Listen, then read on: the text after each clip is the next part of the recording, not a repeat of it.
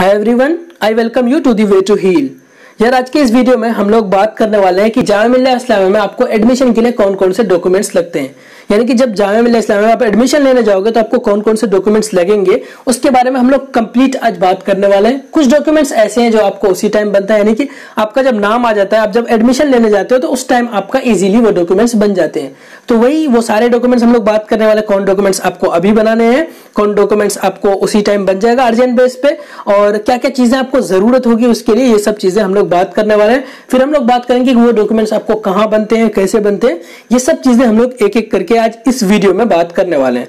यार सबसे पहले नंबर में अगर देखें आप, candidate should bring the downloaded admit card, registration form and 2 recent passport size photograph at the time of admission.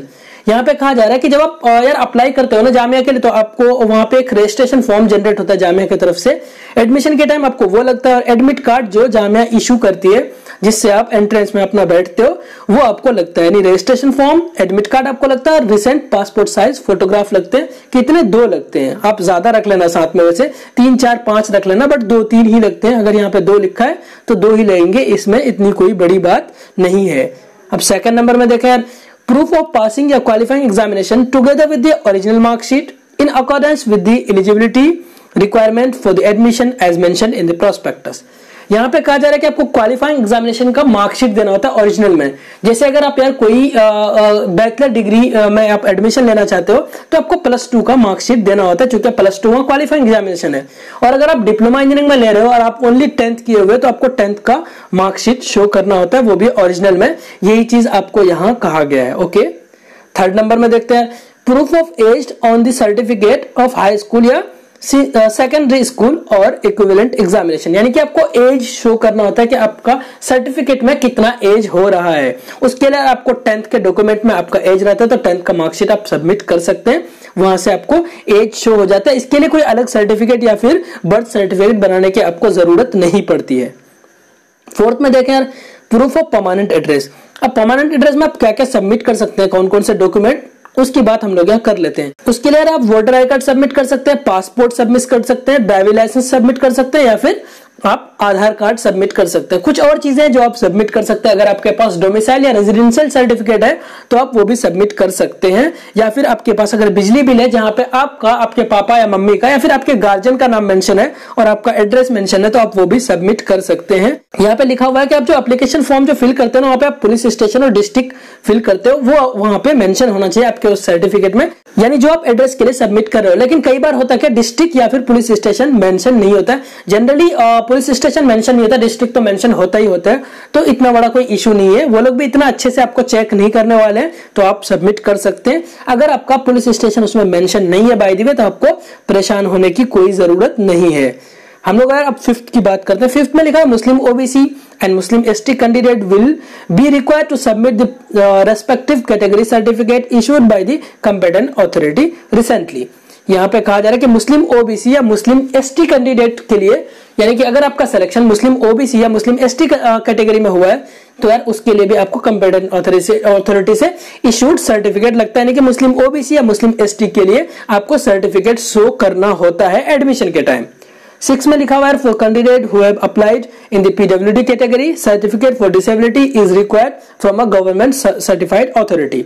अगर आप पीडब्ल्यूडी कैटेगरी में आते हो, यानी कि हैंडीकैप कैटेगरी में आपका अगर एडमिशन हुआ है तो आपको यार उसके लिए डॉक्यूमेंट सबमिट करने होते हैं जो कि सर्टिफाइड अथॉरिटी से होना चाहिए। ऐसे नहीं कि किसी प्राइवेट इंसान से, किसी प्राइवेट डॉक्टर से आप बना लिए, सर्टिफाइड अथॉरिटी से बनाया हुआ होना चाहिए। किसी गवर्नमेंट डॉक्टर से या किसी गवर्नमेंट हॉस्पिटल से आप बनाओगे तो आपका वो वैलिड हो जाएगा। वैसे आपको पता होगा, अगर आप इस कैटेगरी से बिलोंग करते हो तो आपको आइडिया होगा इन चीजों का। कोई कंफ्यूजन होगा तो आप कमेंट सेक्शन में पूछ लेना। अब 7 नंबर में देखते हैं, candidate seeking admission under Kashmiri migrant category will be required to submit a certificate in support of their claim of being Kashmiri migrant obtained from the registered divisional commissioner of the concerned state।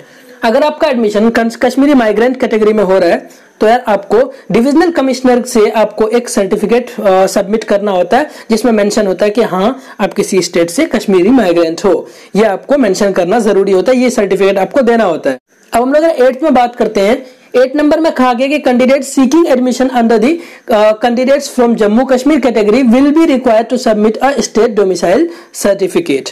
अब कहा जा रहा है कि कोई candidate जो आप अगर जम्मू कश्मीर से हो, जम्मू कश्मीर कैटेगरी में आपका एडमिशन हुआ है, तो आपको स्टेट डोमिसाइल सर्टिफिकेट या रेजिडेंशियल सर्टिफिकेट देना होगा, जहां के मेंशन होगा कि आप जम्मू कश्मीर से बिलोंग करते हो। ऑब्वियसली अगर आपको कोई कोटा मिल रहा है तो आपको उसके लिए सर्टिफिकेट प्रोड्यूस करने होते हैं। हम लोग 9th में बात करते हैं। 9th में कहा गया कि character certificate from the institution last attended. Institution last attended का मतलब है कि क्वालिफाइंग एग्जामिनेशन जो आपका है वहां पे आपको कैरेक्टर सर्टिफिकेट मिलता है। सपोज करो फिर से आप अगर बैचलर डिग्री का अगर एंट्रेंस दे रहे हो, बैचलर डिग्री में आप एडमिशन लेने जा रहे हो, तो +2 का आपको +2 आप जहां से किए हो उस इंस्टीट्यूट से आपको कैरेक्टर सर्टिफिकेट सबमिट करना हो। या फिर किसी आप पोस्ट ग्रेजुएट या मास्टर्स में एडमिशन लेने जा रहे हो तो आपको वहां ग्रेजुएशन जहां से किए हो जिस इंस्टीट्यूट से, वहां का आपको कैरेक्टर सर्टिफिकेट देना होता है। अब 10th में बात करते हैं certificate from an MBBS doctor और government hospital certifying blood group. ये यार आपको अर्जेंट बेस पे भी बन जाता है। जब आपका एडमिशन होना होता है आपको ब्लड ग्रुप बेसिकली एक सर्टिफिकेट लगता है, जो आपके आसपास के लैब या क्लिनिक्स या हॉस्पिटल्स होते हैं वहां जाके आपको ब्लड ग्रुप टेस्ट कराना होता है। और वो जो रिपोर्ट देता है ना, जो रिपोर्ट एक देता है PDF फॉर्मेट में या फिर सॉफ्ट अगर देता है तो आप उसकी हार्ड कॉपी निकाल लेना, वो आपको सबमिट करना होता है जाके आपको पता चले कि आपका ब्लड ग्रुप क्या है। बस वो आपका ब्लड ग्रुप जानने के लिए ये चीज मांगते हैं। 11 नंबर में इन केस एन इंटरवेनिंग या gap period is involved, a candidate has to submit a certificate या affidavit from class 1 gazetted officer या नोटरी पब्लिक। यहाँ पे मैं बताता चलो 11 नंबर में कह रहे हैं कि आपको एफिडेविट लगता है अगर आपका क्वालिफाइंग एग्जामिनेशन के बाद कोई गैप है। सपोज करो यार आप अगर किसी मास्टर्स डिग्री में एडमिशन ले रहे हो और आपका बैचलर के बाद यानी ग्रेजुएशन के बाद 1-2 साल का गैप है, तो वहां आपको शो करना पड़ता है कि ये गैप क्यों है।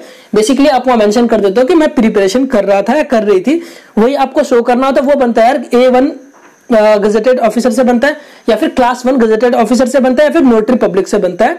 आपके जामिया के आसपास, जामिया गेट नंबर 4, फिर बटला हाउस, ओखलाइट, कई जगह ये बन जाता है। या फिर आप कहीं से भी हो तो आपके कचहरी के आसपास जाकर के कोर्ट में आपका बन जाता है ये चीज। आपको यहाँ पे कोई इश्यू नहीं होगा। वहां पे जाकर के आप बोलोगे कि मुझे गैप पीरियड को शो करने के लिए, यानी कॉलेज में एडमिशन के लिए गैप पीरियड को शो करने के लिए मुझे एफिडेविट चाहिए होता है, तो वो आपका बन जाएगा।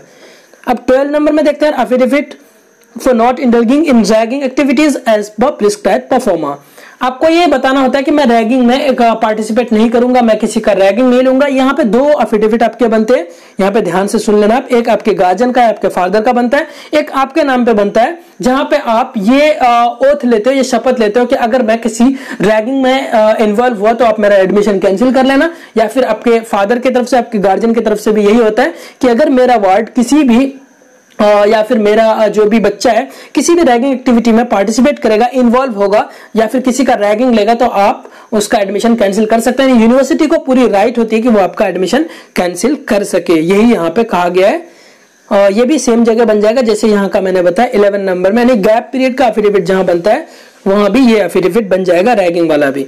अब 13 और लास्ट है, the candidate should submit the counterfoil of the admission fee slip to the concerned office of the dean department center after submission of fees। होता क्या जब आप का डॉक्यूमेंट वेरिफिकेशन हो जाता है जामिया में, आपके डिपार्टमेंट में या जहां भी, तो यार आपको एक फी स्लिप मिलता है, बल्कि एक फी स्लिप की 4 कॉपीज मिलती है, जिसको लेकर के आप बैंक जाते हो। बैंक वाले 2 कॉपी रख लेते हैं, 2 आपको देते हैं। उसमें से एक आपके डिपार्टमेंट की कॉपी होती है, एक आपकी अपनी कॉपी होती है। तो डिपार्टमेंट वाली कॉपी आपको डिपार्टमेंट में जमा कर देना होता है, जहां आपको फी स्लिप मिला होता है ना, जहां पे आपका डॉक्यूमेंट वेरिफिकेशन होता है, वो लोग भी बता देते हैं कि आपको कहां सबमिट करना है। जब ये आप फाइनली सबमिट कर देते हो तब आपका एडमिशन कंफर्म होता है, एडमिशन कंफर्मेशन आपको मिल जाता है।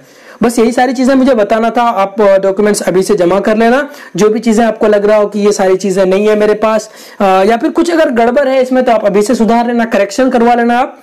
यही सब चीजें मुझे बताना था यार। सो यार that is for today. Please stay connected, keep growing. Thank you so much, bye bye, take care.